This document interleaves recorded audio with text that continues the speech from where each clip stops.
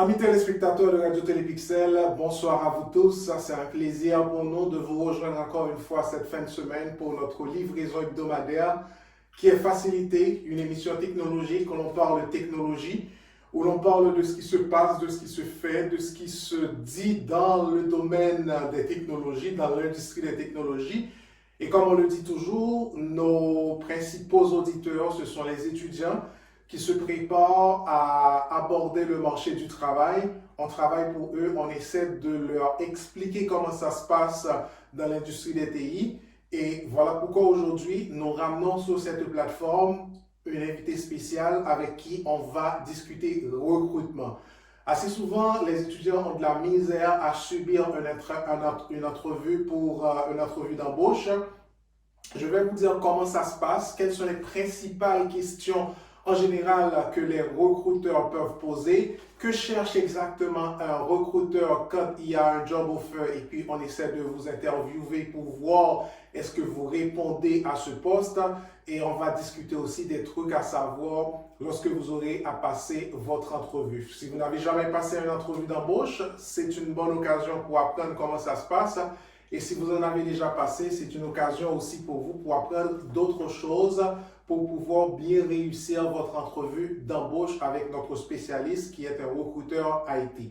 Mon nom c'est Clément Calvaire, l'émission c'est Facil It. La façon de nous joindre par téléphone c'est le 514-799-6087. La plateforme pour cette émission c'est Radio Télépixel et par courriel vous pouvez nous rejoindre à clément.calvaire@clémentcalvaire.com. Dean, I am very happy to receive you this morning on this platform to talk to my audience. This is Facil It. This is where we discuss about the IT. This is for the students, and as a specialist recruiter, I would like to discuss with you a few things in that during the next minutes. How are you doing? I'm doing great, Clement. Thank you so much for inviting me. I'm very much looking forward to and eager for our conversation, and I'm hoping I'll be able to impart some great value for your viewers in terms of the students. So thanks for having me. Okay, thanks. My first question for you, Dean, in some second, can you tell me about yourself as a professional, as an IT recruiter, just in a few seconds? Yeah, sure, absolutely. So I've been working in the recruitment and staffing industry for about 8+ years. So I started out actually building my own recruitment agency. Did that for about my first 4 years in the industry, and then the most recent 4+ years has been working for other staffing industries. And I've been recruiting on positions at organizations ranging from startups all the way to large-size multinational corporations, and dealing with decision makers from HR all the way up to C-level and business owners. So this has given me a wide range of experience with different types of organizations from a recruitment standpoint and dealing with different types of decision makers. So that's pretty much where my viewpoint comes from. Excellent. Dean, tell me, how to well prepared for an interview? Yeah, so this is a very important question, Clement, and I would say there are definitely many parts to preparing well for an interview. But there's 4 major parts that everyone needs to focus on. Number one is definitely researching the organization. Surprisingly, this is something a lot of candidates make a mistake on every now and then in terms of not really researching the organization. And the typical question you're going to get asked at an interview, folks, is, hey, what do you know about our organization? What interests you about our organization? So make sure you do your due diligence and research the organization. And number 2 is actually researching who's going to be interviewing you, right? Whether it's an interview panel, maybe it's one person, maybe a handful of people. You need to be taking the time to go on LinkedIn, research their backgrounds. Now, not everyone might be on LinkedIn, but you want to use whatever resources you have. And at least from your point of contact, you should be able to ask them, hey, what can you tell me about the people I'll be meeting with, and who are they, what are their titles? So that gives you an idea not only of who they are, and also points of similarities, but also allows you to figure out or get an idea of what their perspective might be. And when you have an idea of what their perspective is, you can anticipate what kind of questions they might ask. Now, the third thing is a lack of understanding of the job requirements. This is also another part a lot of job seekers might make mistakes in. A lot of times, you might only have the job description as a point of reference. So you need to be well versed with the job description and analyze the requirements, pinpoint what you feel might be the major skill sets they're looking for in the role, Now, if you're being represented by a recruiter or you have a point of contact at the organization, when you're scheduling your interview, you should ask them, what can you tell me about the key aspects of the role so I can best prepare and make sure I don't waste the interviewer's time and I'm discussing the most relevant aspects of my background. Now, the fourth thing I'll come in is you need to be an expert on your own resume and your own recent projects. Now, surprisingly, this is another area where a lot of candidates fail in their interviews. They're not experts on their own resume. So you might have an interviewer, they're going to be referring to your resume. And if they ask you about a project or a position that happened maybe a few years back, and you haven't refreshed yourself on that, you're wasting interview minutes trying to remember things and recall things. You can't remember the details. So always, when you're preparing for your interviews, be the expert on your own resume, because the resume is what they're going to have in front of them, and they're definitely going to be, referring to your resume. Excellent. That's very, very helpful, Dean. I guess most of the people ignore what you just mentioned. By listening that interview, that show, they will be aware about all those very key information to be success as an interview. In an interview, sorry. What a recruiter looks for generally on, by interviewing a candidate. What are you looking for as a recruiter when you are interviewing someone for a job offer? Yeah, so this is an extremely important perspective to take on. Now, the first and foremost, what everyone needs to understand is the sole purpose of the recruiter is to find talent, right? Everything, the entire day of a recruiter is focused on finding people. Now, who are they finding? Who are they looking for? Well, that's based on what their organization is looking for, right? If it's a corporate, internal, in-house recruiter, someone who works internally at the organization, it depends on what their hiring team is looking for. Now, if it's a staffing agency or recruitment agency, what they're looking for is dependent on what their clients' needs are. So it all comes down to what the need of the hiring team is. Now, specifically, it's going to be most probably, and especially in IT, definitely it's going to be a skill set match. They're going to be looking for certain skill sets. They're going to be looking for, in a job description, there might be 20, 30 requirements, but the recruiter in their conversation with their client or their hiring team is going to be figuring out, okay, what are the top 3 to 5 skill sets you're looking for in a candidate. That's when the recruiter goes out into the marketplace based on those requirements for the hiring team and looks for the right people and has those conversations with you. So you'll notice recruiters in their conversations with you, it'll be mostly focused on your career trajectory, your career history, as well as the skill sets you have, because the skill sets are really what they're looking for in order to make sure it's what their hiring team is really aiming for. So that being said, recruiters are very, very keyword, right? So in regards to your position, what positions you're looking for, you need to make sure your resume, your LinkedIn profile is very keyword friendly, very keyword rich, because that's how recruiters are going to be searching for you. They're not going to be searching for soft skills. They're going to be searching for technical skills and hard skills related to your position, as well as the technologies and frameworks and environments you might be very much involved in. Excellent.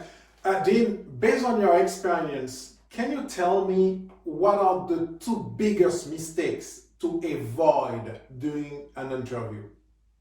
Yeah, so I think the biggest mistake unfortunately, a lot of people make is I would probably, there's many mistakes, but I would say if I could choose maybe 1 or 2, definitely number 1 is, and I've heard this directly as feedback from hiring managers, right? And the feedback has been, a lot of candidates are not well versed on their own resume, right? So this is a major mistake a lot of people make. And I think the reason that people make this mistake is they feel like, okay, I have a resume, I have a good resume, that's it, I don't need to do anything else. No, folks, you have to be the expert on your resume, right? Going back to what I mentioned before. So my feedback from a lot of hiring managers, unfortunately, has been, sometimes candidates, they're just not well versed with their own resume, which is kind of, it doesn't look good, it doesn't reflect well on you as a candidate, right? So again, you need to be the expert on your resume. Take the time to refresh yourself on your most recent projects. Within the past 5 to 8 years, if you're a senior person, if you're junior, within the past 2, 3, 5 years, or whatever experience you have, you need to be the expert on your own resume. Now, the second mistake is a lack of effort in understanding the position and the role. At the interview, another mistake a lot of candidates make is they feel that they have to wait until the end to ask all their questions, but you need to be making an effort to ask questions and understand the position throughout the conversation, because that's what's going to allow you to understand, okay, this is what they're looking for, this is what they need, these are their pain points. So this is what I have to highlight from my background experience that I can tell them about that would be relevant to them and capture their attention. So if I could only mention two things, Clement, those would be the two things. Okay.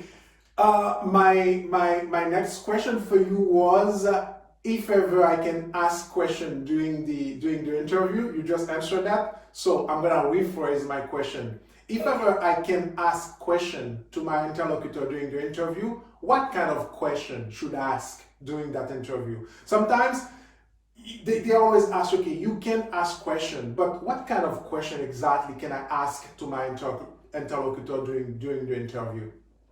Right, and this is an extremely important point. I'm glad you brought this up, Clement, because a lot of people, they wait until the end to ask their questions. So absolutely, you should be asking questions throughout the conversation, folks, right?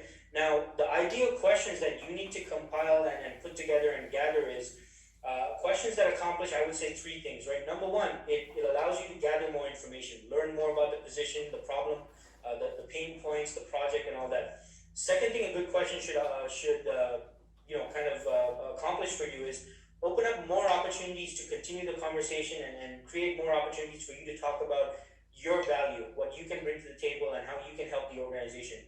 And the number three component of a really good question would be it allows you to move them towards closing them on making a decision. When I say closing, I'm using this in as it is used in sales as a terminology, closing the sale or closing the deal, right? Mm-hmm. Very similar in the interviews. You want to move them towards basically making a decision. So good questions allow you to gather information, open up more opportunities for you to sell your value, and finally, move them towards making a decision as to why you're the ideal candidate.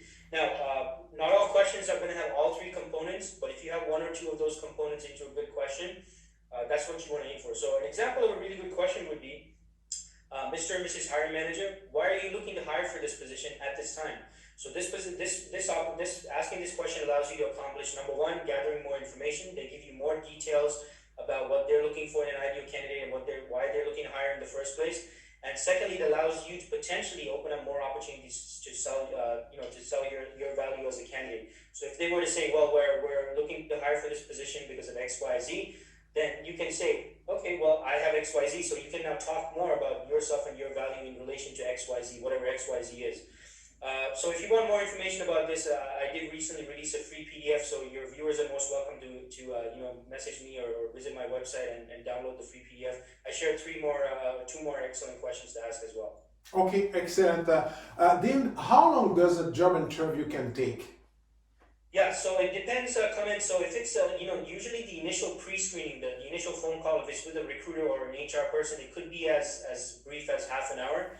I've seen some interviews take as little as 10-15 minutes, which could be a good thing or a bad thing. It could be that someone created a really great impression and they decided right away, okay, yeah, we want to move forward and to the next interview step.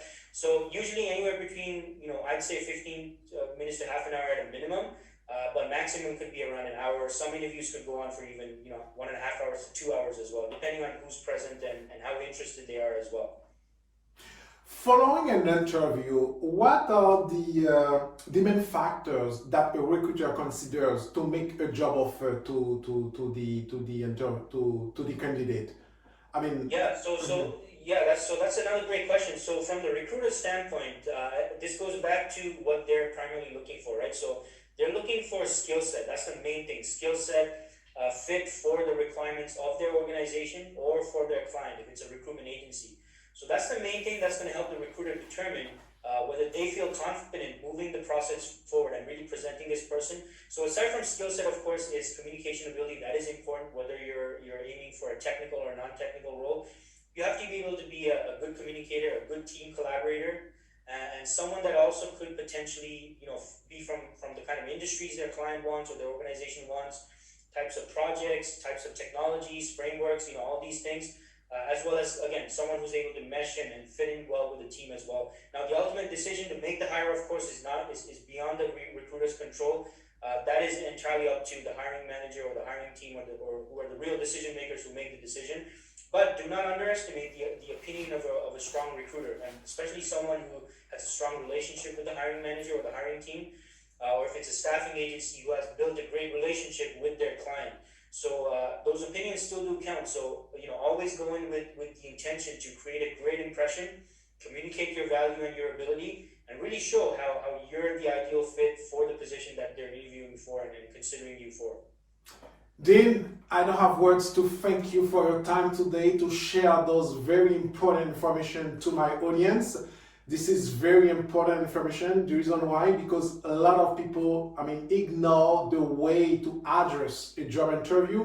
Whenever they have a chance to participate to an interview, they fail just because they miss some techniques they should know before going to that interview. Thanks again, Dean, for your time. I'm very, very appreciate the information that you just shared with us. My absolute pleasure. Thanks so much for having me come in. I really enjoyed our conversation and hope it helps. Excellent.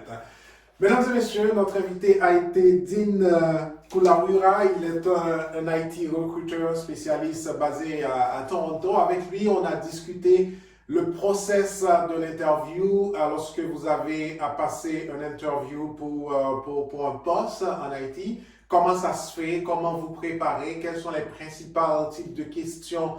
Les principaux types de questions qui sont posées, à comment répondre à ces genres de questions. Est-ce qu'il est possible aussi de poser les questions durant l'entrevue et quel type de questions qu'il faut absolument que l'on pose durant l'entrevue. Voilà autant de points que l'on a abordés avec Dean, que nous avons eu le plaisir de recevoir et de discuter sur cette plateforme Facil It, l'émission que l'on vous présente une fois par semaine sur la plateforme Radio Télépixel. Merci de votre temps, merci de nous avoir suivis. Mon nom c'est Clément Calvaire. Vous pouvez nous joindre au 514-799-6087 et par courriel clément.calvaire@clémentcalvaire.com. D'ici là, je vous souhaite de passer une excellente fin de semaine. Le rendez-vous est pris à la semaine prochaine. Bonne soirée.